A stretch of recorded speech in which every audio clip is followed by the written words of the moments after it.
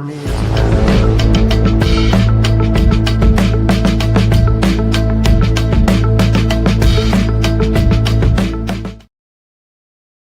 That's what happened to me last time. Yeah, I got to do that at the house. All right. What's going on, y'all? It's Brian and Fearless with the Trial and Error. I happen to be out and about, and I was over in Bellevue, so I swung by Fearless, and that's what we're doing today. Boom. And so today we're actually having an off-air conversation, trying to decide what we were going to talk about. And so we decided the cost of chasing too many ideas. But the crux of what we were saying before is this. And I'll give them a little bit of conversation. Yeah, please. And it goes into something I've mentioned on a live stream. I might have mentioned it on here, where Fearless said something that I've said before, where I don't have enough info to form an opinion about that. And so we're sitting there talking about what's going on with the Supreme Court and executive overreach. And I'm a political nerd, so I kind of live and breathe some of this stuff. And even I said that there's not enough information because the most latest thing is essentially we are racial profiling is cool again. And so the Supreme Court basically said, yeah, we can do racial profiling. And so I haven't read the entire docket. I know that the dissenting judges had opinions on it, but I haven't had a chance to read the opinions that are supporting of it. And I don't think the judges that did vote for it actually released an opinion on it, which is not usual. That's atypical.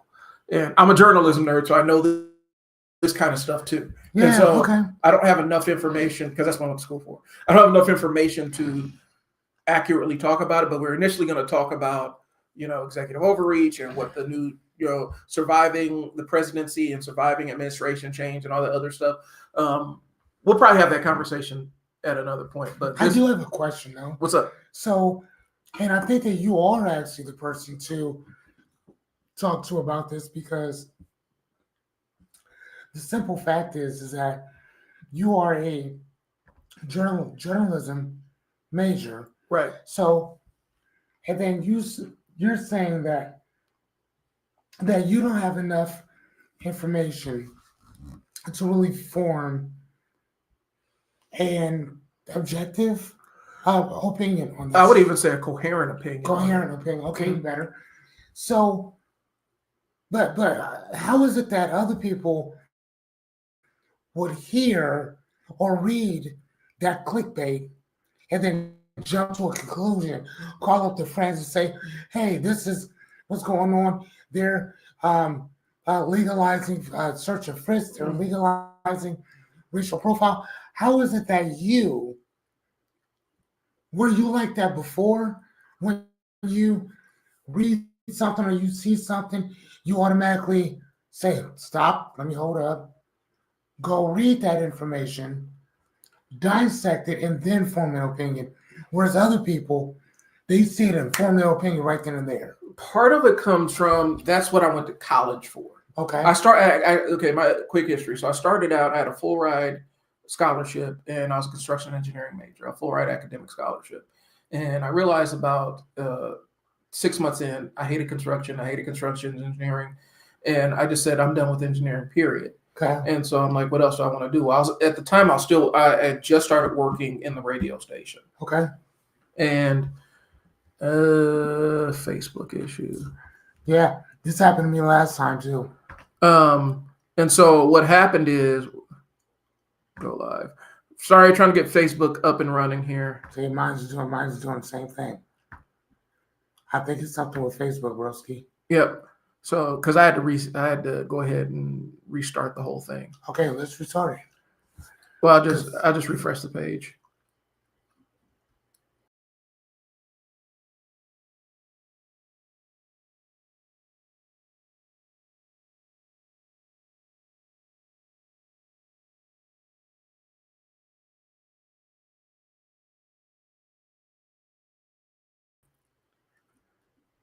All right, hopefully we're live still. It looks like we're live still, but Facebook's throwing a temper tantrum. Still, I'm about to pull it up and see.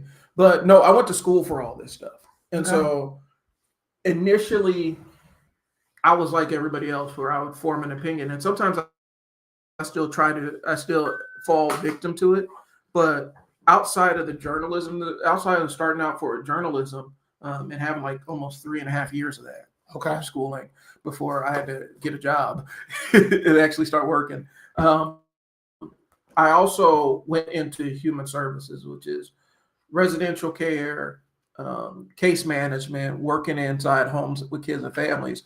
And so, surprisingly, I actually had to really fine tune that muscle because it's easy to form opinions based on general assessments of information of people. And I was training my workers to not do that. Okay. I was training my workers, do not draw any definite conclusions about what this family does or how they function or what they do.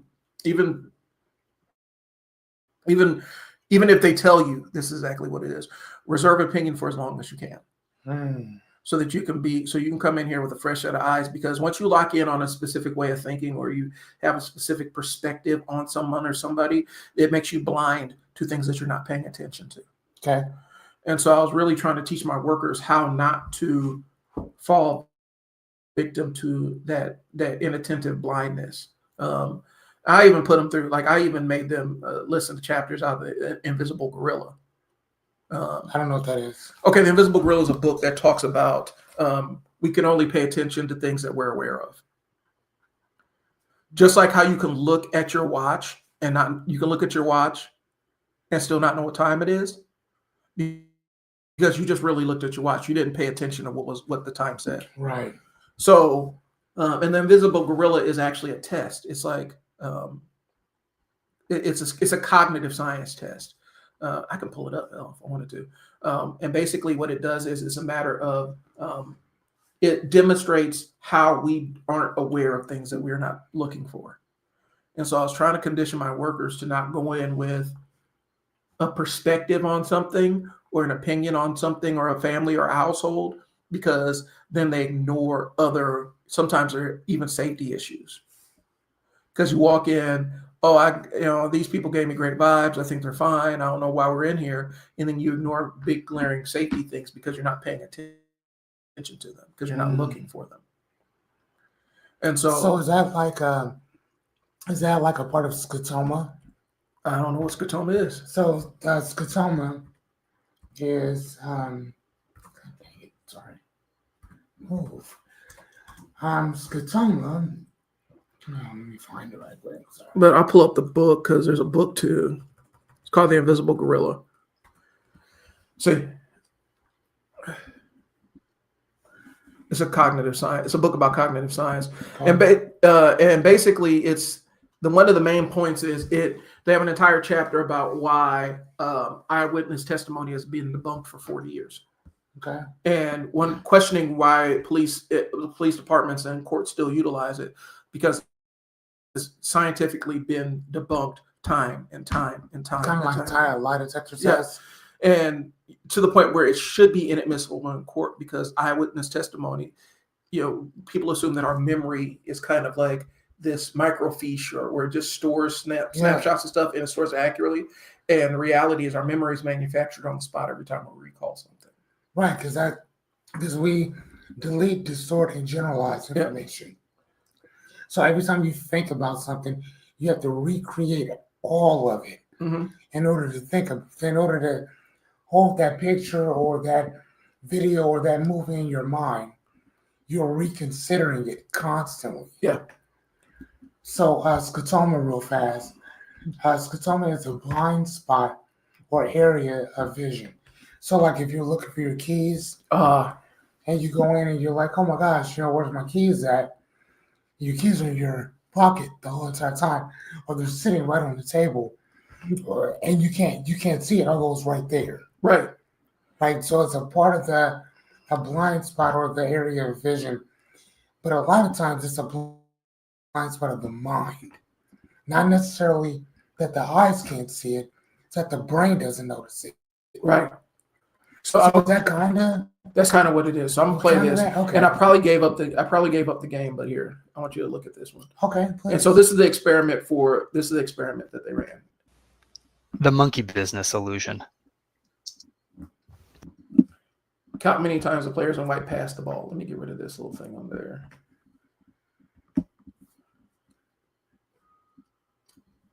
All right, and it paused. How many times the players in white wearing pass the ball. Count how many times the players wearing white pass the ball.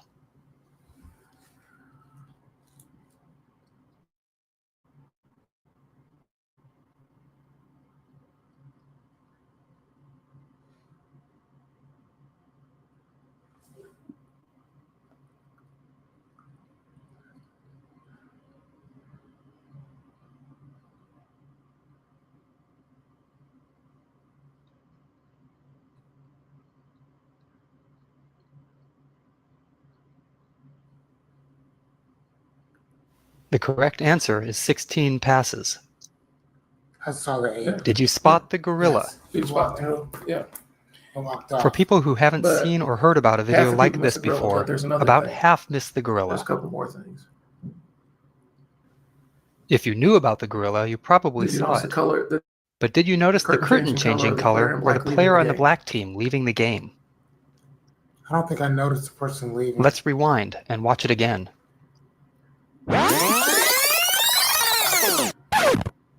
Here comes the gorilla, and there goes a player, and the curtain is right, changing from red to gold. Thing left the fucking. And the curtain changed. Yeah, because it was red before and now it's When gold. you're looking for a gorilla, you often miss other unexpected events. And that's the monkey business illusion. So Learn more about this there's illusion an entire and the book, original gorilla like, experiment this at book is based on that experiment. theinvisiblegorilla.com. Because this is the Daniel Simons thing, and so there's an entire book. So is it? So what is this based on? Is it based on what we focus on? Yes, you only can pay attention to the things that you're looking for. And sometimes people go in looking for one thing and they ignore 5 other things that happen. They're ignoring everything else. Yes. And so that's what I was trying to condition my workers to do, especially when you're in homes and you're kind of assessing for safety risks and stuff and parenting capacities. If you're going in with this idea that, oh yeah, these parents are great, everything's wonderful, I don't know why we're here, you can ignore the things that may have got them in there. You may ignore recurrences of things. Okay. And so I had to condition I went to college and I was kind of conditioned, but it's an ongoing thing where there are plenty of times where I say, I don't know enough about this thing. I need to reserve opinion. There's elements of this that I am not fully aware of, and I'm checking to see if we're still live on Facebook. Elements of it that we're completely and totally unaware of, elements of this thing. And as a result of us not being fully aware of it, we're going to miss those things. I don't think Facebook's connected at all. No, it's not. So, because they usually tell me on my phone too. Like, no, we're not at all. oh, this sucks. All right. Well, I'm gonna try to reconnect you. So, anyway, y'all. StreamYard I've always said this, and I constantly say this. StreamYard is not necessarily making its case. It a lot of times. See, yeah, it's still Facebook. StreamYard isn't 100% making its case towards what? Towards keeping it? Towards keeping it. I'm always looking for other options. And what we had was a great piece of software, and then they started fiddle farting around with it, and now fiddle farting. and now fiddle farting. Fiddle farting around with it. It's fiddle farting. We're still in the early part. I'm trying not to curse too much. We can do that in about 5 minutes. I love fiddle farting. But I'm gonna try running an update on this. So if we disappear for a second, we're gonna come right back. But StreamYard's kind of playing around and tinkering with it, always adding new features and stuff, but they aren't really making sure the existing features work well. Because I keep talking about like how my internet drops out and stuff. Only time it really drops out is when I'm on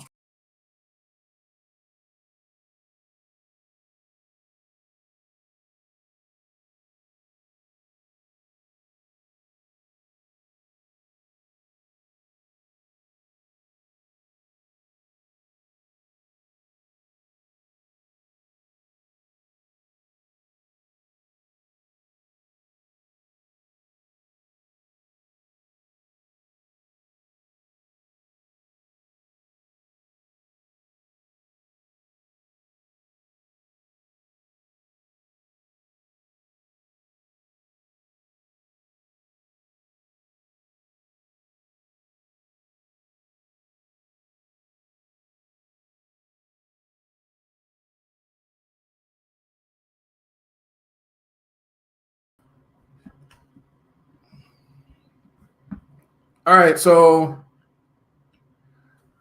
we're back again. Yeah. Guys, I apologize, but this is StreamYard's kind of acting temperamental. So anyway, what Fearless was asking, and to catch y'all up, he was asking about how do you discipline yourself to not form opinions? And I think my contention is in a 24-hour news cycle where we constantly have news being beamed into our faces 24 hours, 7 days a week. And a lot of the news that you see, even if you're watching one of those 24-hour news channels, it's just giving you blurbs. It's not really giving you information. It's not actually giving you news. It's not telling you what the situation is. It's just a one-word sentence as a blurb of something that's happening. I think we become addicted to generating opinions. And we're addicted to people that generate opinions. Like people watch Tucker Carlson and all those other shows where it's literally, and Rachel Maddow, where it's literally somebody just fomenting opinions and just firing them off the top of their head. And so we're so addicted to having opinions that we assume that if I can draw an opinion on something really quickly, then I must be right. I must be more sure. I must be more certain about it. And I think that's a bad thing. And so what we're going to talk about was, the Justice Department. We're going to talk about what's going on in the administrative branch. And I'm a political nerd, so I'm all into executive overreach and the history of fascism and all that other stuff. But Fearless said, I don't have enough information to form an opinion about it. And so we decided to move away from that topic. But it does bring up the idea that we, as human beings, Americans specifically, we are so addicted to having information. And I almost would say that we're less informed than people were 10, 15 years ago. And a lot of it has to do with the fact that we have access to every piece of information that's pretty much ever been disseminated or published in our hands. And we just take it for granted. Right. And so there's layers and levels to it, but that's what my thoughts are on it. And so we're going to have a conversation, but we'll hold off on it until we can find out a little bit more about it. The original conversation we're going to have is what happens with chasing too many ideas, when you have too many passions. And I'm a walking, talking sample of this. I have a lot of pots and I have a lot of plates in the air. And so I've been busy, and it's all been good, productive, money-making activities. But I realized pretty quickly, like, if I ever want to have a weekend off again, if I ever want to have a time where I can take some time off and enjoy myself, I have to pare down what I'm involved in. And so I'm in the process of kind of doing an audit of what I'm working on and what obligations, things I've been paid to do, versus things I really don't have to do, versus things I need to build in order to maintain the life that I want. And it's kind of whittling down, okay, what can I set down? Right. And coming to a conclusion like, today, okay, what I need is something from my marketing business, so I can stockpile, get a war chest, stockpile some money so I can focus on building the things that I actually want to do, but have the money to pay for the things that, pay all the expenses and everything. And so I got to lean in and do the client chasing and stuff like that, so I can build out the war chest so that once I have that money set aside, I can actually 100% laser focus in on the creative stuff that I want to do. And, set it up so that my marketing stuff is more on demand. Like, if somebody asks me to do it, I can. It's something I have in my bag, but my money's coming from my creative output. And so right now I'm in that season because I got so much on my plate. Like right now I got to go, when I get home, I got to finish editing this video, which is a business thing. But then I also have a video that I'm editing for my personal channel. That's business as well. And then tonight I have my live stream, which is my fun stuff, but that's kind of my outlet. That's the only thing that's keeping me sane. So I have to finish that. And I'm actually building a little ecosystem there so that can actually grow into something. And so that's kind of where I'm at. And I've been in that mode where I'm doing a bajillion, like I start a bajillion different projects and they're all interesting and they're all money makers and they're all stuff that could be viable. But I have to decide, okay, this is the one I'm going to go put in the backyard for a while. I'm going to let it kind of roam around in the backyard until I can get focus on other things. So that's what we're talking about here. Okay. What happens when you have too many different ideas, too many irons in the fire? Gotcha. So that's kind of where I'm at. No, I feel you. So, and this is for y'all, because here's the thing. I mean, we're trial and error. And my error is the fact that I have too many interests. And it's not that I have too many interests, it's I pursue too many interests because I don't have, like, I want to jump in and do the thing and get my hands dirty and learn the lesson from it. So I don't have a huge filter when it comes to, here's the thing I want to try. Let me go ahead and figure out how I can make this a reality. I have no problem with implementing and executing. My issue is completing.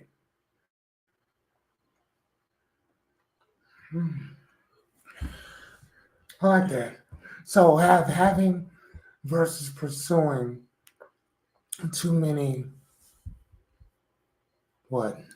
Well, just pursuing too many different activities and too many different interests. You know, I want to be a writer. I want to do podcasting. I like my marketing agency. I'm running this. I'm co-owning the sports business. I do video work for people. You know what I'm saying? And I'm managing this podcast and doing that stuff. I was just on a text exchange with, with the guy I'm podcasting it with, and I kind of told him, hey, I got to jump into this because I think YouTube shadow banned us. And so I have all these different things that I got going on, and I know I'm competent in all these things. You know, and I think maybe that's what it is, where I know how to do all this stuff. You know, I know. It was a jack of all trades, master of none. But then the second part is, but still better than a master of one. And I'm kind of in that boat where I know how to do so many different things and I'm good at so many different things and I'm beneficial to people because I know how to do so many different things. But in my interpersonal life, it gets hard. It can get overwhelming because I feel like I'm committed to all this stuff too. So, and I apologize to my Facebook fam, but y'all ain't seeing me. So maybe I don't need to apologize to y'all anyway. But that's kind of where we're at. And so one of the things is, and I think, for me, there's some cognitive stuff. There's some mental stuff in there for me because I'm ADHD and I have ADHD and I'm prone to this kind of stuff. But even when I was fully medicated, I was still prone to this kind of stuff. And so I think a lot of it has to do with that dopamine hit. You know, sitting down and imagining things is fun. For me, at least. Seeing the possibility, brainstorming and stuff. And so for me, it's figuring out. So Fearless, how would you decide what to put down and what not to, what to keep and what to put down?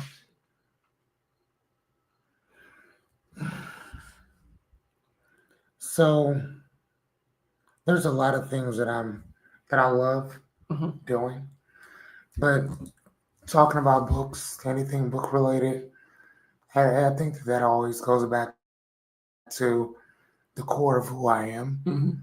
You know, so I think that as a life coach, whatever, I had to figure that out years ago to kind of determine the type of man. Like, again, I wrote up like 5 things that I loved about life. And if it's not based on those 5 things, no thanks. Problem is, like you just said, what happens if that 5 turns into 20? Right. Right? And there's nothing wrong with keeping ultimate grade. But there's a few things that if you only had 5, maybe 6, you can't do anything else until these things are done or until you're doing it. It's not gonna work. So that's what I did. Is, man, bro, since we've known each other, books and coaching have been the only things I talk about. Yeah. I don't talk about nothing else. Now, do I have other interests? Fuck yes. Those are the only 2 that I talk about. I mean, so, and I have a lot of ADHD when it comes to that. I have a lot of obsession when it comes to that. Man, if I'm not reading something, now, here's the thing. I can take breaks in readings. last night I sat down and watched a movie. I'll go play a video game. Hell, a video game I've already beaten multiple times because I have to clear my head. Right. So I need that dopamine just from a different source. Not coaching, not looking up stuff, not helping Anya write a book, which we did. Hold on. Get in! Yeah. Bring me Anya's book. What? Bring me Anya's book. All right, hold But you know, so we have, like you, have all these other things that I'm doing. Hell, I just hit you up. When was that? A few days ago. Yeah. Hey, Brian, hey, man, I need a couple minutes with you. All right, you make time for me. All right, man, what do you need? Jump on right quick. I need you. You jump on, help me figure out my stuff or whatever.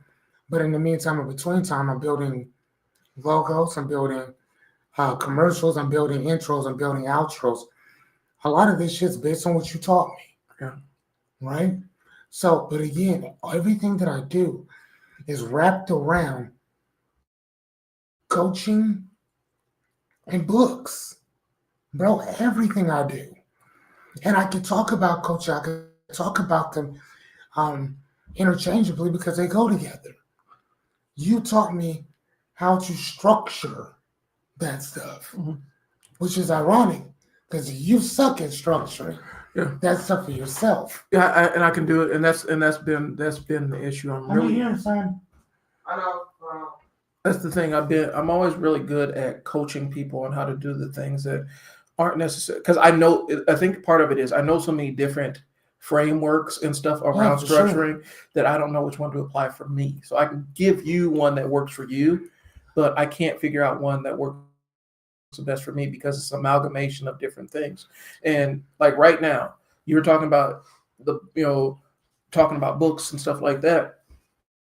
For me, one of the big challenges I'm going back and forth with is, Hey, what's going on? What's up? Did you move on your book? I did not. It was in the kitchen. No, you took it to your room. Did? Yes, sir. So one of the things I'm in the mode of, because I actually met with a coach, it had to be about 2.5 years ago at the time. And he is 100%, like he lives the creative life. Like that's what he does. And that was his industry. Like creative was his job. Okay. And so I sat down and did a small meeting with him. And I was talking about all the marketing stuff and things like that. But then I got into comic books and stuff. And his feedback was, you lit up when you start talking about that stuff. That's it. He's like, the stuff that's your day job, you were really competent at and you know it really, really well. He's like, but the thing that you are most engaging with is when you're talking about the comic book stuff. And so that's where I'm like, okay, I got to get back into podcasting about comic books. This is a real thing I'm sorting out. I'm letting y'all know this is a real thing I'm sorting out. Trial and error, man. Go. So I have my fastest growing audience. It's the smallest audience I have, but it's the most engaged audience I have. And it's a tiny micro audience. But I started my Black Nerd podcast stuff, my live stream that I do every Tuesday night. The clips from that hit harder and get more engagement than just about anything outside of the content I do about ADHD. Okay. And they're beating it in a lot of senses. And there's a part of me that says, yeah, I could do this 100%. I could make this my full-time thing. And I would love to make that my full-time thing. My problem is the ramp up to making it where it's a viable stream of income. And so I feel like I can't 100% commit to that because it's not completely built out. It's not generating anything yet. And so I'm almost tied into the marketing stuff that I've been doing almost 15 years and trying to make content around that and getting middling results with some of the stuff. But the stuff that's getting my most impact is the thing that I can't 100% focus on. Okay. And so I'm caught in between that. Do I lean harder into the marketing stuff and not get the returns I'm looking for? Or do I lean into the comic book stuff and step off into the unknown? I do have a couple of ecosystems I'm building around the comic book stuff. Where I have my Patreon community where I can get, community support. I can do merch through that and things like that. but I'm still building those pieces out. And so that's what I'm caught up against. I'm trying to figure out how to allocate my time the best, because the thing that's most engaging is the fun stuff. And the way I grew up, the fun stuff was just for fun. Mhm. You don't make money off the fun stuff. Do you see what I'm saying? But if I could make money talking about comic book, sci-fi, horror, wrestling, all that stuff, I would do it without hesitation. Okay. So I hear everything you're saying. Mhm. From a coaching standpoint, I look at that, and as you were talking, the one thing that pops into my head, probably more so than anything else, is the same thing that you told me, which was very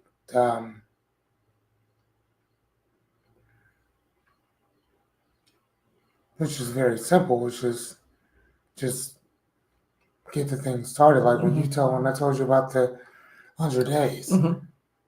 I mean, I had never done that before. Yeah.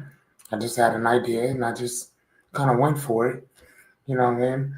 And the one thing that, based on what you're talking about, that your idea is lacking, honestly, is compound. Mhm. You know what I mean? Because if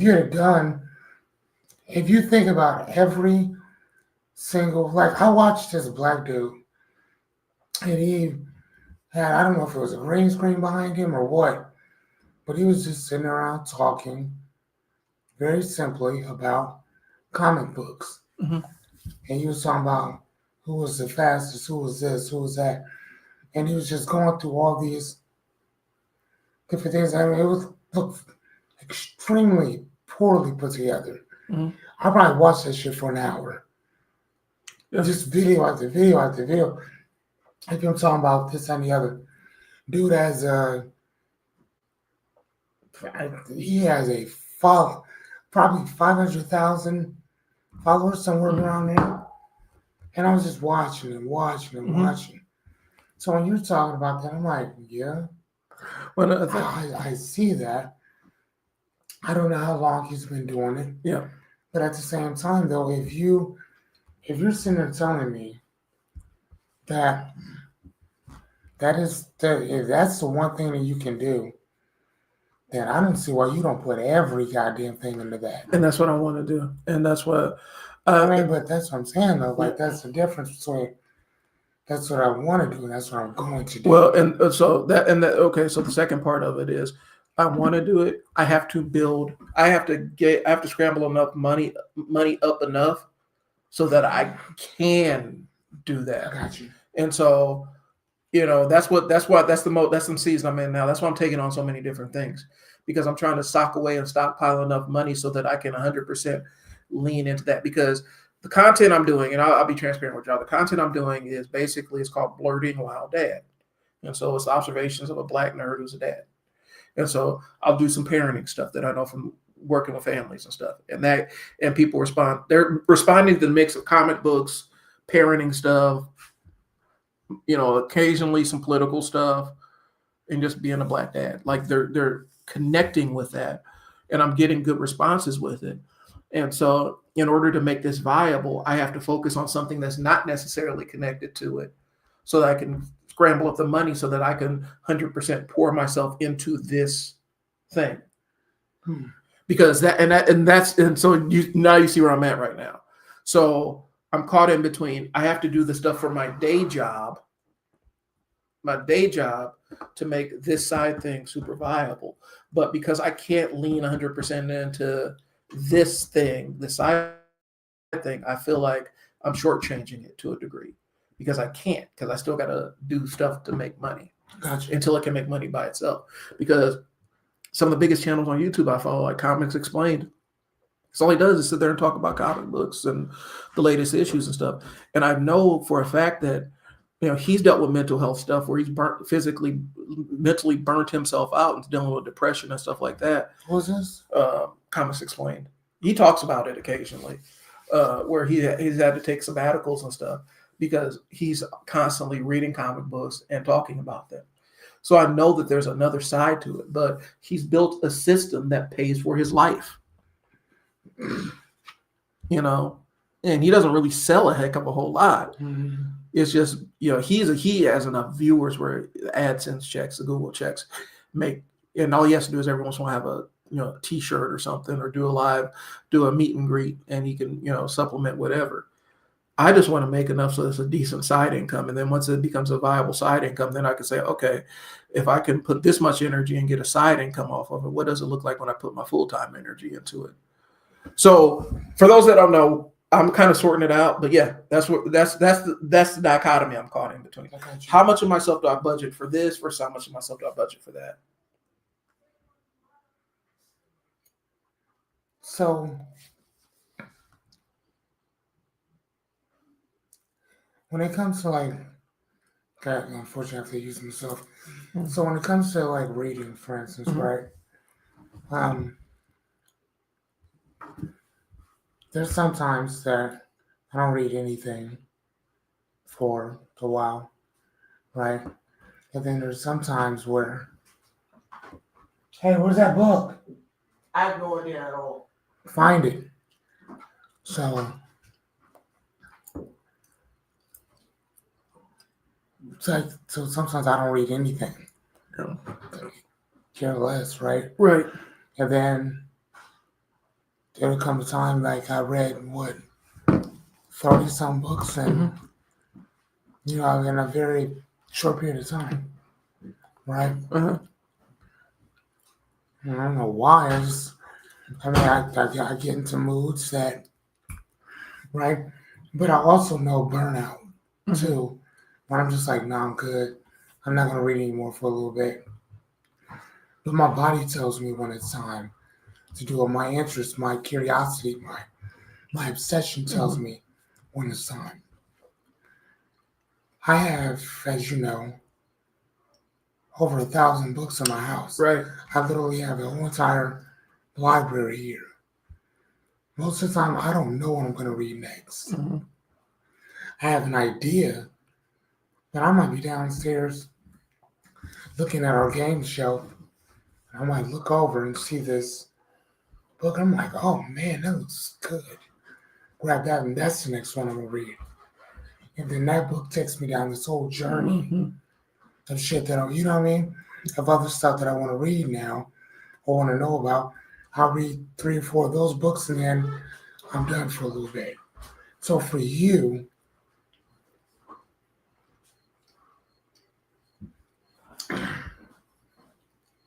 you're stuck. It seems like you kind of have this thing where you're kind of stuck between making money and following your passion, right? Like for myself, I do obviously both because my lifestyle allows me to do both. For you, it's a little harder because those two things, they can't be intertwined. One is here, one is there.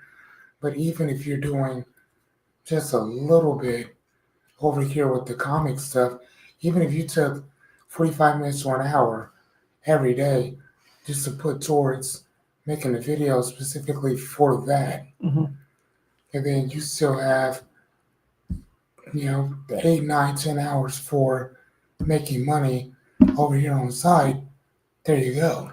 Yeah. So, I mean, and then you don't want to burn yourself out either. Right. Which is what's his name, Comics Explain. So he did, because like, damn, you know what I'm saying? And I think that's a danger of taking what it is that you're taking your passion and trying to get into a business. Right. I love to read. Whether I'm on camera or not, I love to read. But just not all the time. Yeah. It's not like I said, I think a couple of weeks ago I sat down, I read 2 books in one day. From start to finish. 2 books. 4 entire books in one day. And then as soon as I was done, I went to go play a video game for a while. Mhm. Or I'll go do something else. So your thing for me would be to cut those times in half. Not even in half. Just put this thing over here, put that in. But if you're putting an hour into that, Mhm. make an hour be like 2 hours for this. Yeah. If I'm listening to a book on tape, I don't listen to that shit on 1 MPH or whatever. I'll listen to it on 2.5, or 3, depending on the book. I'll get through that book quick, pop, make my notes, move on to the next one.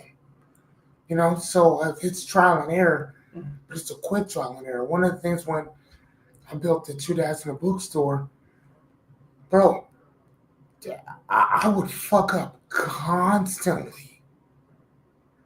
Like all the time I would mess up. I would get a system Mhm. and I would fuck it up, and I'll take notes on what I did. Mhm. By the time I had that thing for like a month, boy, I knew that damn system inside and out. Because I messed up on it so many times. And then my partner would be like, how did you learn this so quick? Because I messed up on it. Yeah. Constantly. On purpose. I intentionally shit on the system. So I would know how to fix it.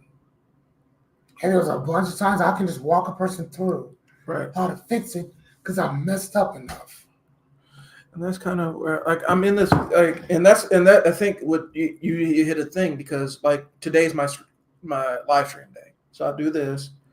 I'm gonna go home and download this one, and we got to talk about the Opus thing. I got to talk about something happening with Okay. Opus, but go home and download it and get it ready for clipping and stuff, and then eat lunch, work on some work related stuff, money making stuff, and then go pick up the kids and then come back and start getting ready for my nighttime live stream. Gotcha. And then I'll live stream for about an hour or two. For what? What do you do? And the live stream that's my weekly thing, like my weekly comic books. That's my weekly outlet kind of thing. And that's the thing that's keeping me sane, because one of the things about burnout with me, and I've actually learned this through trial and error, is when I hit my level of burnout, that means I go even harder. I push myself even harder. So then I get into it where I go from regular burnout to I don't know, the whatever the highest level of burnout is, where my where my nervous system is about to shut down on something, and then I'm like, ooh, I need to step off the ledge. And so I know when I get to burnout, that's when I actually start grinding. That's when I start pushing myself harder. And so I have to be able to recognize the call and say, okay, it's time to step back off the ledge here. Yeah, stop. But that's always how it's been, because even when I was because I had been long time in my career, I was a supervisor. And I was supervising a 24-hour staff 7 days a week. Mm-hmm. And I didn't have those gaps to take off, Mm-hmm. Because even if I was having the day off, the program I was running was so different than the other programs, with the dynamics and the milieu that I had to manage, that I was still connected. Like, I would still take calls on a day off, because there were specific things that I knew how to de-escalate. It wasn't like I kept all the recipes in my book by myself. I shared as much as I could with my staff, but there's certain things that only I could do in terms of de-escalating specific kids and things like that, and navigating specific situations with the court system. And so I was always connected, and I never really put that down. I was on call 24 hours a day, 7 days a week for almost 15 years. Oh, wow. And so I have a really hard time disconnecting.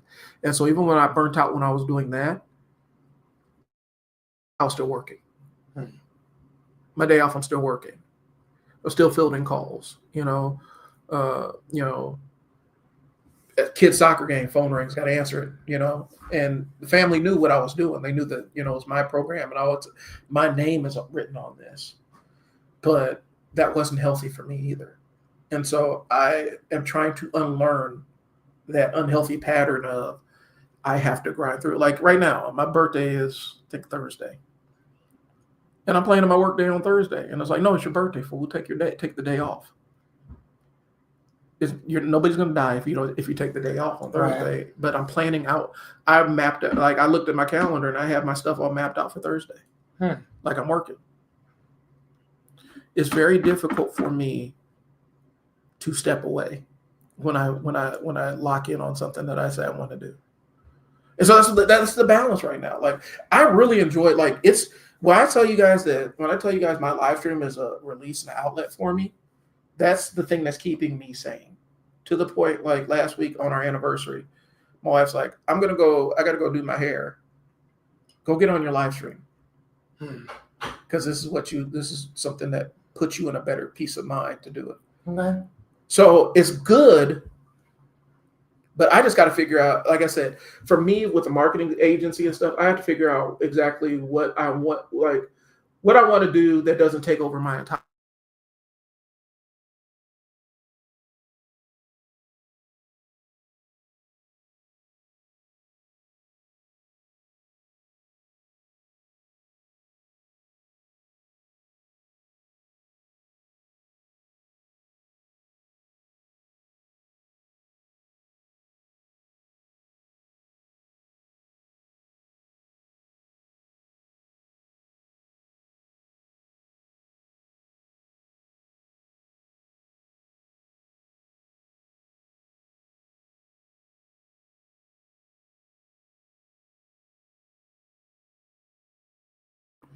All right, good. So that's kind of where I'm at, man. And like I said, I just got to find the thing because right now, the meeting I was in before I came over here, it was more or less me and somebody else putting our heads together and saying, all right, how can we make a whole lot of money in a little bit of time so we can step off and do the things that we want to do? Mm-hmm. Like Charlie Munger said, pay your future days. Yep. Off, yeah. And so that's literally, and so I'm actually doing it. It's just I'm in the mix of it. And a lot of times when you're in the middle of the jungle hacking away, it's hard to see the goal.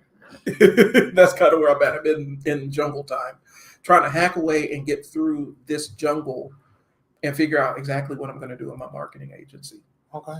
Because I can teach people how to do it. Indeed. I know I can teach people how to do it. Is this what I want to do forever? Or do I want to build out something where I can turn on the camera, sit down and talk about why, like I just listened to, and I'm buying it. I actually have it pre-ordered. I just listened to the new Absolute Batman issue number 12. It's one of the most incredible comics I've ever read in my life. Literally, the most incredible thing I've ever seen in my life. Okay. From the storytelling perspective on how the comics laid out and everything. And the narrative they're flipping on the characters. I can talk about that stuff all day. That gives me life and energy. I want to be able to talk about that stuff and still get paid to do it. And I know there's a path to do it. It's not pie in the sky. Nah. Like right now, I was telling at the meeting I was at, I'm sitting there talking to people. I'm like, Kai Snet turns on his camera. He just has, sometimes he'll have guests, celebrity guests that stop through. Other times it's just him just talking and playing video game stuff. The kid's making like $3 million a month.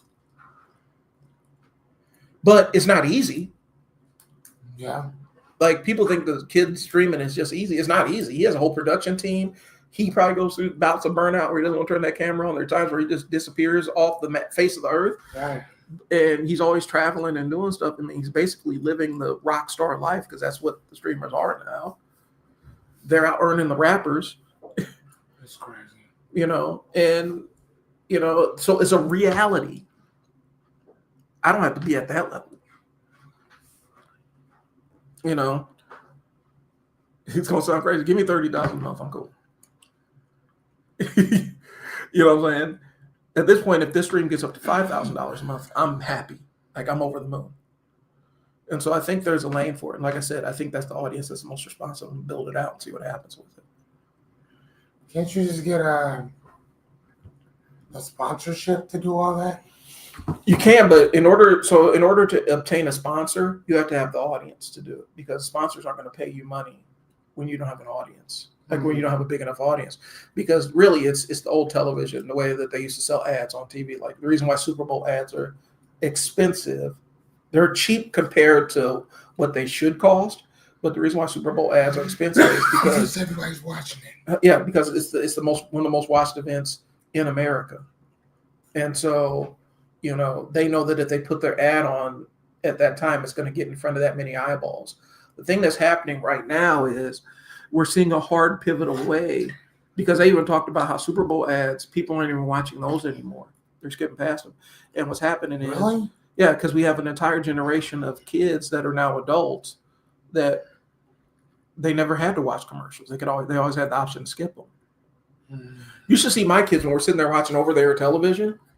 Like if I'm just watching something on regular TV that's not connected to the internet or something, and a commercial comes on, they're like, skip this. I can't. Why not? Because it's live. It's happening right now. Well, I mean, I watch X, Y, and Z, and you can just skip the commercials. Well, that's not how the world works. But for them, they never have to see a commercial if they know. We had to sit down. I had to get on my daughter's case because when she was in like 3rd grade, she found out if I put my phone in airplane mode while I'm watching this video, it won't show me any commercials. Say it one more time. When my daughter was in 3rd grade, she figured out if I put my phone into airplane mode while I'm watching this video, it will not show me any commercials. And so she's been doing that since she's been little. And then we're calling her like, why aren't you? I didn't hear my phone ring. Was it in airplane mode? Yeah. Oh. So the kids they dislike commercials so much that they instinctively scroll by them. And so now what we're running into is that entire agencies, entire arms of marketing departments are finding themselves in a crunch because they can make this content for commercials, but ain't nobody watching them, and they're not driving the numbers that they want. But the things that are driving numbers is like the Ocean Spray ad with dog face. You know what I'm talking about. Yeah. The reason why that commercial worked, this is kind of way off topic, but it is what it is. Apropos. The reason why that ad worked is because it's not interruption based. It's not interrupting your scroll. It's content that you want to watch. And so, excuse me.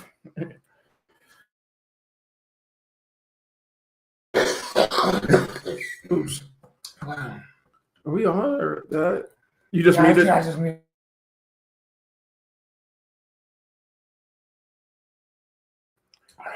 So it's more or less the reason why because it's called interruption-based marketing, right? Interruption-based marketing is a commercial interrupts your normal viewing. We're moving away from that. And so now the ads are content that you want to see that you will not scroll past because it doesn't look like an ad. Okay. Doesn't sound like an ad, doesn't ask you to do anything, it just shows whatever product is product placement. So they're showing dog face.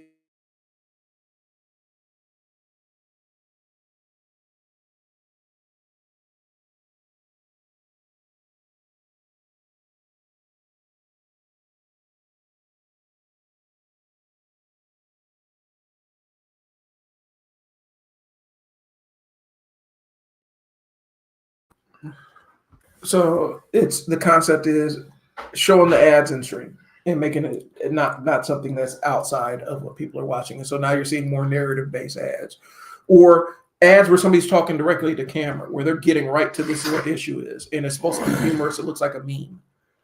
And so that's kind of what we're into right now. And so now people having to re-visualize the way that they do marketing. And I'm kind of in that mode now too, because I'm trying to teach businesses, hey, the thing that you thought was going to work, that you're trying to copy Coca-Cola, well, one, stop, because you can't copy Coca-Cola because Coca-Cola has money Coca-Cola can drop $30 million on an ad campaign that completely fails, and they haven't lost a point 0.00000001 of their budget total. And so they're fine with that. You, on the other hand, you can't spend $3,000 on this if it doesn't convert for you. Right. And so I'm trying to teach businesses, hey, people want to see what you do behind the scenes. They want to see you working. Right. They want to see what your staff does behind the scenes. People sit there and watch videos about people rebuilding car engines. I do. People like rich rebuilds. Yeah, all that stuff. People laying concrete stuff, all that stuff. People want to see people doing their jobs. They want to see what it looks like behind the scenes in the kitchen. They want to see. They don't want the big pretty presentation cooking videos. They want to see what an actual kitchen looks like, an industrial kitchen where people are actually working. They want to see the behind the scenes video of making the video of this. And so it's trying to teach people that's the connection and that's the audience you're chasing nowadays. Right. And unfortunately, and it's not just local. There's a lot of business, smaller businesses that don't understand that's going to be the thing that separates them in the market space.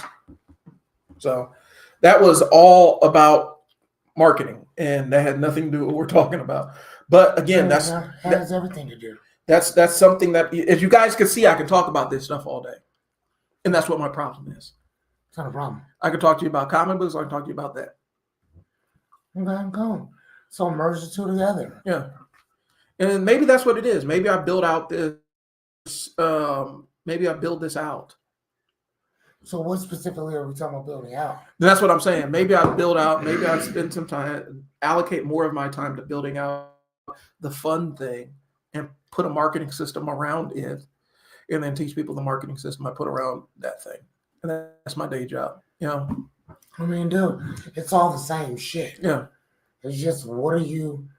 I mean, and again, if you could take something and I don't mean to be mean or insensitive about it, but if you take something so trivial as comic books and you blow that up, what the fuck can't you blow up? Right. That's what I'm saying.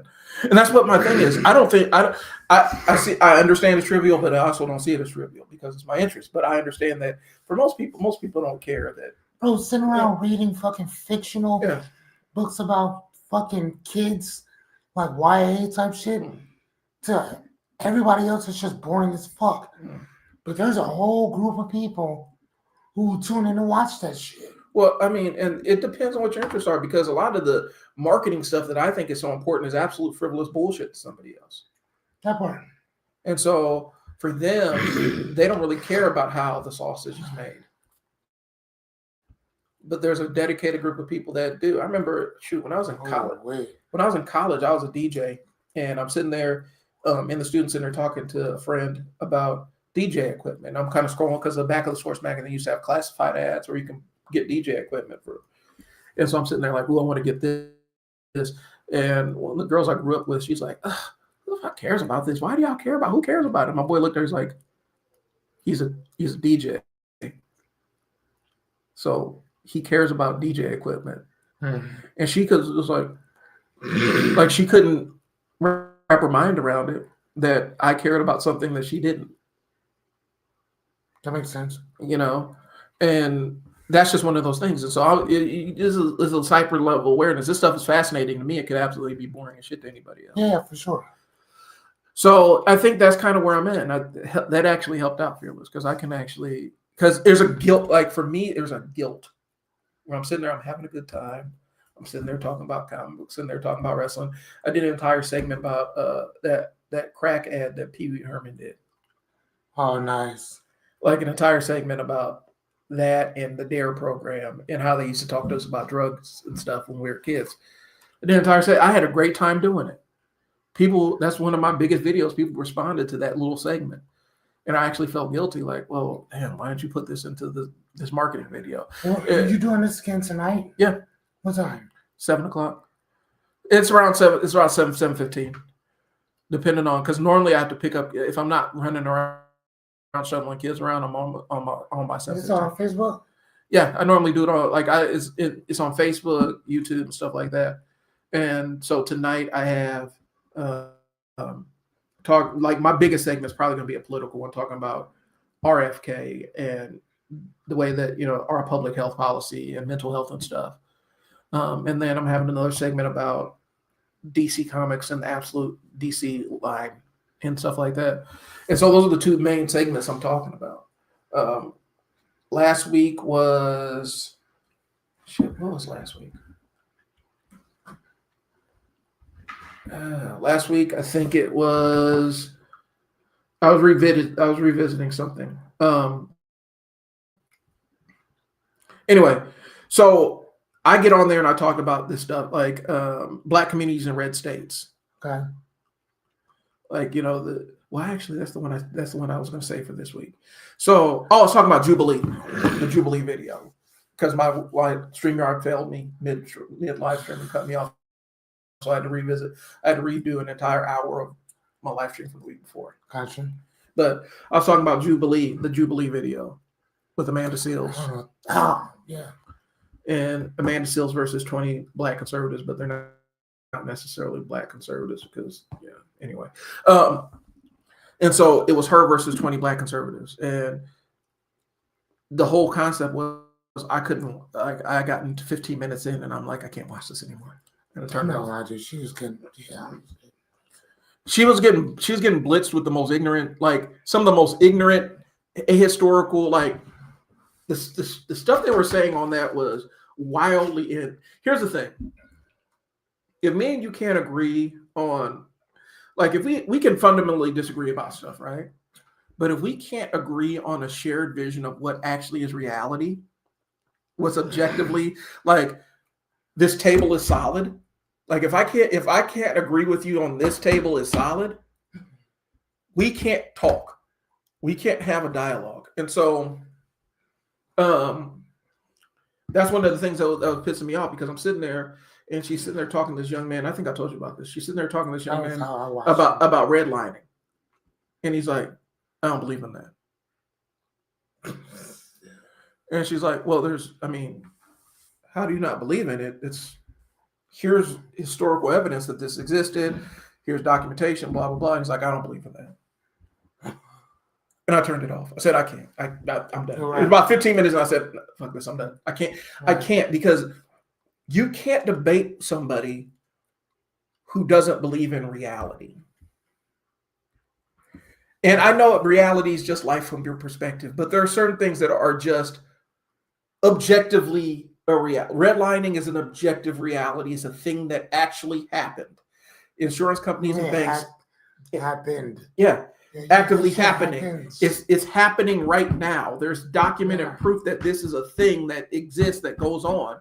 And or gerrymandering, same thing. If you can't, like, if you're saying I don't believe in that, so you don't believe in oxygen.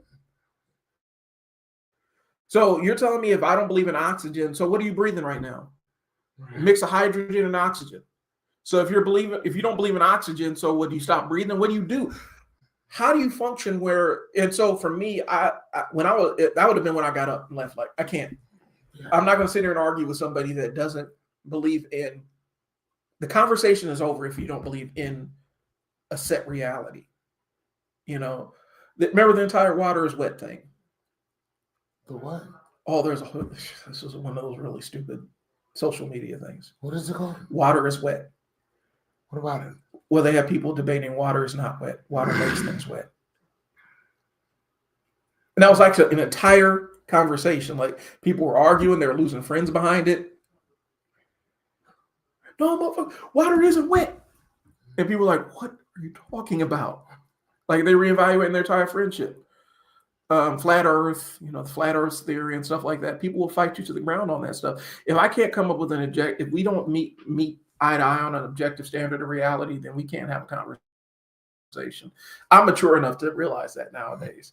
Used to be, I would sit there and fight you to the ground, like, what you believe isn't real and blah, blah, blah. I don't do that no more. I don't believe in redlining. Okay. Be easy, man.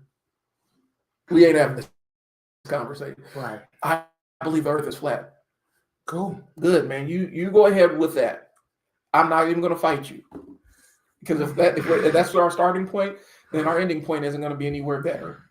Because next thing you're going to be telling me there are dragons, the dragons flying around in the sky abducting people and stuff. Like, I'm not doing all that, bro. So we're far afield. I'm going back to my outline here. No, I mean, but again, it's all part of trial and error, like I keep telling you. Yep. It's all part of the same thing. So, what have you gotten from our discussion today? I think the thing I'm taking away is there's nothing wrong with, if I can lean into the fun stuff and actually monetize it, I don't need to feel guilty about it. And being aware that I am tiptoeing on burnout and understanding I might have to step off the ledge a little bit. That's what I'm picking up from. That's what it helped me talk through, because I needed to actually talk through some of this stuff and understand where some of this stuff in my mind comes from. And a lot of it comes from when I have a parent like my mom. She never stopped working. Breast cancer diagnosis, got a bad staph infection. She almost died. I could walk into her hospital room. She's sitting up in her bed, making notes and making phone calls, working on something. Brian, I got to start a breast cancer support group. There's none for Black women. I'm gonna start one. That's what she was working on. She almost died that morning with a staph infection, and her port, right, when they're doing the chemo, her port got infected. She got a staph infection. She almost died. And hours later, she's up working on stuff. She never stopped working. But it was her passion, though. That's the crazy part. It was her job, and I wish I could find the thing where it's her job and her passion was community health. And so that's where I got it from. You just keep going. I mean, we have this. We have this belief system, this unhealthy belief, I think, that when we find something that we're passionate about, even to death, we're not, if you will, because we feel so viscerally strong about something. But nobody says, can you imagine going to an ant or to a bee and saying, you work too hard? Yeah, that's true. I mean, an ant and a bee knows exactly who it's working for. It has no qualms about that. I work for that of the queen, period. There ain't nothing else to discuss. Now, everything that I do is in the commission of making her happy. And it's for everybody else. That's why you'll never see an ant eaten by itself. Ever. Because they're not bred that way. They're bred for the whole entire colony. Even if what I'm doing, y'all may not understand it. It ain't made for y'all to understand. As long as my colony and my queen gets it, fuck everybody else. Yeah. That's how bees look at it. That's how ants look at things. I know because I own an ant farm. My ant farm, it only required one thing: food and water. It did. You think I gave a fuck what my ants prayed to?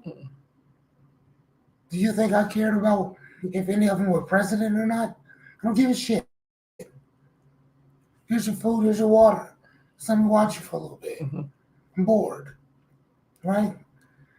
We're always getting in people's asses about following their passions. But we gotta stop that. And like you like, whenever I start talking about comics, whenever I start talking about this, I light up. I love that. Motherfucker can say less. Ain't nothing else to discuss. Yeah. The objective now, take that marketing, take your comic shit, and forge your lane. Ain't nothing else to discuss. I love reading. I love coaching. Because I like to read so much, that it makes me a great fucking coach. But I also like to think that I'm a great coach because I love to expand my thinking. I read everything. You know this. Yeah. I rarely read business books anymore. I do every so often, but for me, fuck it. That's what I want to get back. I want to back here. A Starring Messenger, one of my favorite. The Courage to Be Happy. Fucking, did you know that Forrest Gump, there was actually a part 2? Well, I knew there was a second. I knew there was a second book. The Heart's Invisible Fear is a great one. I need to read these. This is one of my best favorite books I've ever read. Dopamine Nation. Eric Fromm, or whatever. I mean, I have the Mike McCallow's books. I got a couple of his. I mean, come on, man. Fucking, I got shit from all over the place. I think What? I wish I grew up and see this. I think this is a generational thing, bro. Because when we grew up, you had your fun stuff that you did for fun, and then you had your work. And when you got off work, you had your fun.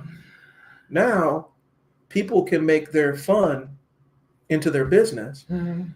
and the kids just connect. I like playing video games. All right, well, set up a live, put us up a webcam. Let's build an audience. Let's do some basic marketing principles, and now I have a viable business that's centered around playing video games. And for me, that disconnect is really, really hard. Like I know it exists, and I know it's possible, but it is hard for me to sit down and envision. Like I can envision a life that I want, but there's difference. And this is one thing that I do. This is one thing I got to take issue with a lot of the psycho babble people, where it's like if you can envision it, you can achieve it. A lot of times, I have to be able to invest and believe in the thing that I can envision a lot of different things. I have to believe that this is a path that's viable, that's going to pay the bills for me and my family, right? And so it's really hard, and I know it's possible, and I've seen people do it. It's hard for me to put myself in that seat. And so that's the process I'm on right now, where I'm trying to I visualize the outcome I want, but I actually have to put myself in the driver's seat of that and not be the passenger of it. Mhm. And so that's kind of where I'm at. Like, I would love to be able to just build an entire ecosystem around comics and comic books and parenting and just personality driven kind of internet content. So like,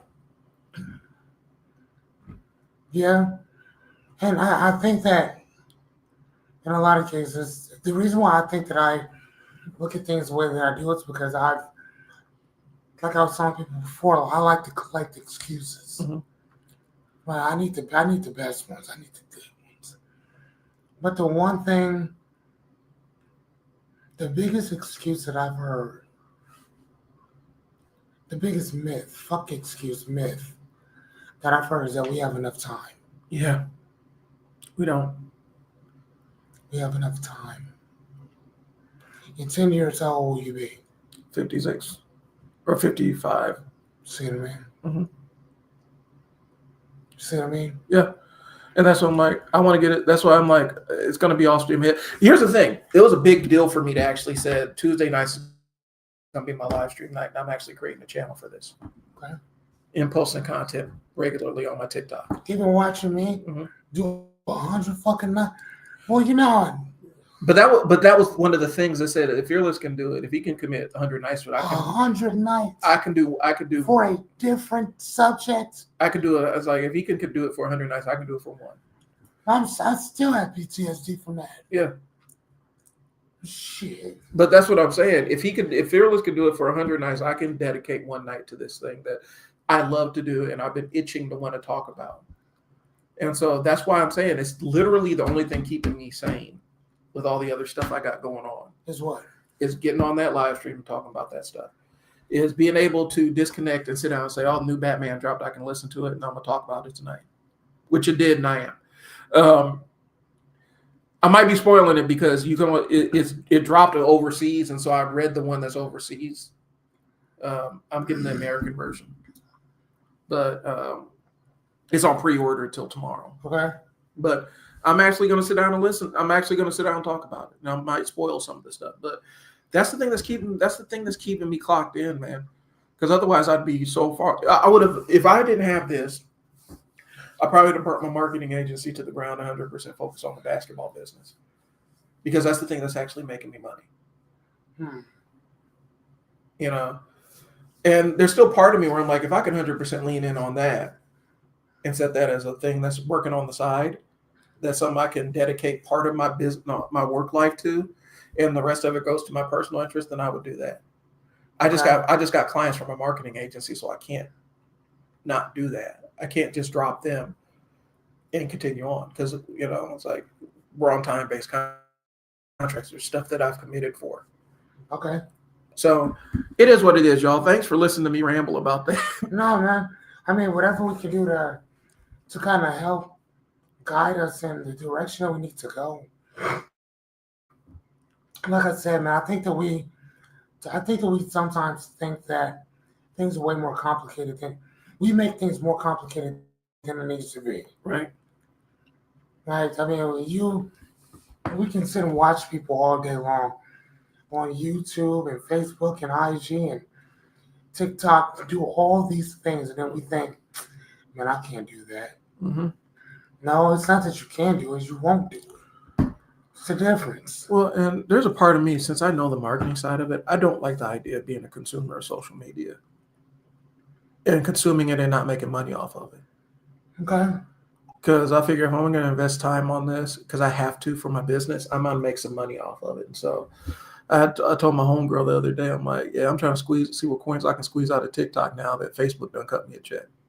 There you go. Facebook cut me a check. Now I'm seeing what coins I can squeeze out of TikTok. Bro, come on, man. Stop playing. And I had to put on that because it's harder for me to actually be a consumer of social media because I know what this is. Oh, this is outrage-based content. They made this just to piss people off. This is a fake argument. This is a skit. They're just trying to piss people off because pissed off people will share this with other people that they want to piss off. Hey, look at this bullshit. You see this bullshit? Look at this bullshit. Oh, this is some bullshit. This is bullshit. This just sent me. And so I'm sending this bullshit to somebody else. They can talk to me. Oh, it's bullshit. And that's what the entire ecosystem is. And so I tell friends that, like, you sit down and you ingest content that pisses you off on a daily basis. And then you sit around and talk about how miserable your social media experience is. My social media experience is comic books and some political stuff. And, like, you know, black kids doing awesome things. That's what my content, that's what my social media feed is, because that's the stuff I share and engage with. Yep. And so my algorithm has that in it.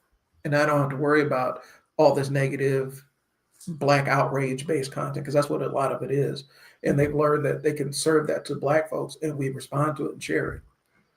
You know, negative fight videos. Yeah, no, I don't. Fight videos, somebody acting a fool in public and stuff like that. We share that kind of stuff because it outrages us. And we're trying to get somebody to, we have to show how terrible this thing is. And when you do that, you inform your algorithm that, hey, this person will share this content, give it more of it. And it's like, so your content, so you keep responding to things that you hate. And the reason why, and as a result, Facebook shows you more of the things that you don't like. Right. So anyway, I appreciate y'all tuning in and listening to this rant, y'all. It was a little bit unstructured, but that's cool. I hope you guys got something out of it. Hopefully, listen, I don't know what StreamYard's doing. Hopefully this stuff is showing on, make sure it's showing on your Facebook. It's not. Not showing on your Facebook either? No. So hopefully we'll just have to repost this and y'all see it when we see it, man. You have anything, Fearless? Mm-hmm. Yeah, any action you want them to take, anything you need them to do? I think I'm gonna start doing Sunday nights. Read with Fearless. Okay. I think we're gonna go back to doing that Sunday nights at 7:00. Bring your books. Bring your curiosity. It's the book club, right? Is this? We can make it a book club. Okay.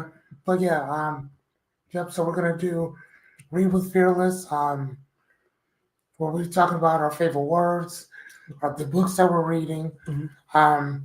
We're just gonna have some fun with that. Good. So that's what we're gonna start doing. And for coaching, hit me up or whatever if you need help with clarity. That's what I do. So accountability, clarity, helping you to get your boundaries in order. Hit me up, man. This is what I do. But if I'm not doing that, we're gonna talk about books because I'm gonna make books sexy. Matter of fact, I want to show you. Can I show you what I did for Miss Tanya? Yep. Hey, Miss Tanya. Well, I'm pulling that up. I can kind of run it down to y'all what I got going on. So I have the Unstuck Session School community. Still building it out, y'all, but really it takes you from ideation of a business or some ideas or what your work experience is and gives you a fully fleshed out business that you can actually run and execute. And so it's really meant to take you from the beginning to the end. And then I also have a drawer because it's called the Marketer's Toolkit. And so it actually has a drawer in there that is templates and marketing stuff that you can utilize. Right now, the price I think is $9 a month. I'm trying to keep it low to get y'all in, and so y'all can kind of see the value of it. But I'm not going to keep it there forever. So jump on in wherever you see this. I'm gonna put the link in the description. And of course, I'm still doing my Tuesday night live streams where I talk about parenting, comic books, and whatever else pops in my head. And so I would really appreciate to see y'all there. I think. The video I'm working on now is kind of in the vein of what Fearless have been doing. But last week I did a live stream about the top Hey, tell him to stop. the Okay. I was doing the top 10 business books that I've read, and plus has a couple honorable mentions. I'm editing that video now, so that should be going live here on my socials in the next 48 hours or so. And so check that out. But really, it's me taking the business books and marketing books and cognitive science books that help me out and sharing them with y'all. And I have some recommendations. It might be an ongoing feature because I've read like over 250 of these things. And I've gotten to a point where I can kind of determine, hey, this is a good book. Hey, this book kind of sucks. And I base it on how actionable the information is. If I can actually utilize it for something, if you can sit down, open this book up and learn how to do something, then it's actionable. And so that's what I base it off of. So that's what I got coming up on my channels. The comic book channel is Blurting While Dad. And then Unstuck Sessions, Marketer's Toolkit is the other one. So that's what I got coming up. Well, we appreciate that, kind sir. Not dang, hold on. Trying to switch the account. And so, guys, the reality is we kind of went on and on about this thing. We did. But it's cool because here's the thing. Y'all don't have to you could chase your passions as long as you make sure that you're allocating the time for it. You know, and your passions can be your real life stuff. Oh, well, that it's shown on YouTube at least. It's shown on YouTube. You know, you don't have to feel guilty about it. I think that's one of the things I learned is I don't have to feel guilty about chasing my passions. I just got to figure out a way to make them things put money in my pocket. That's what we're working on now. Miss Agnes wrote a book, and so that's what Fearless is pulling up here. Yeah, that's we'll just pull up. Why don't you do you have the Amazon link for it? You know, actually, yes. Hold on, let me find it. I've got copies. Oh, go grab a copy. Yeah, they're She left them at home. Okay. You can type my first name and last name. It will appear right in front of you, and the price is on the bottom. And you can order it anytime. They're still in stock until it goes out. I will be writing my second book in like 8 weeks. All right. Yeah. My boyfriend. I gave one to my boyfriend, and it's right over there. Right there. That is Okay, my where's first novel. our...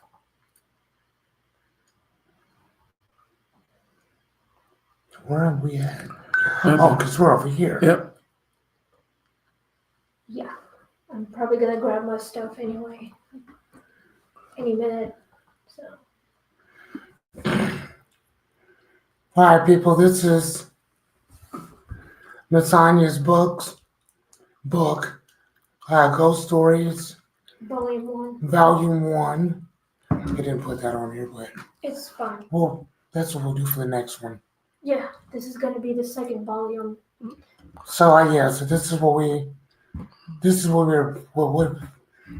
we have been working on. So why don't you go ahead and copy and paste, like go to the Amazon link, go to Amazon and just copy and paste the link and drop it in the chat. There's the link already. Yeah. I gave one to my mother. Oh, that's a long link. Isn't it? We can try it. I don't know if it's going to get all that. What about, don't we have a copy? There should be a share button on there. Where's that? I'm looking for it. Scroll up. There it There is. it is. Copy link and then just paste it in there. So the link's in the link's in the chat, guys. So Put it right here. yep.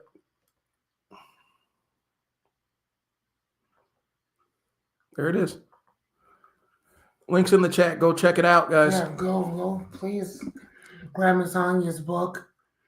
We worked really hard on that. Yep. Not really, but still go get it anyway. still in stock until it goes out. I will So be ready in sometime November. awesome. Yeah, so boom. All right, people, man, we will see you guys next Tuesday. So hopefully we'll have our shit kind of figured out, dude. Yeah, we'll figure out the StreamYard thing. I'll go home and kind of figure out why my stuff isn't connecting, but I do think Mine didn't either. it's a Facebook issue with StreamYard. So, Is it? like I said, I think that StreamYard's not making his case right now. So that's all we got, guys. We're not going to beat you over the head with it, but sometimes you got to see how the sausage is made. I'm Brian. Fearless. We'll talk to y'all later. Peace. Deuces. All right, so we should hit our thing. Yep. Hit our Dougie.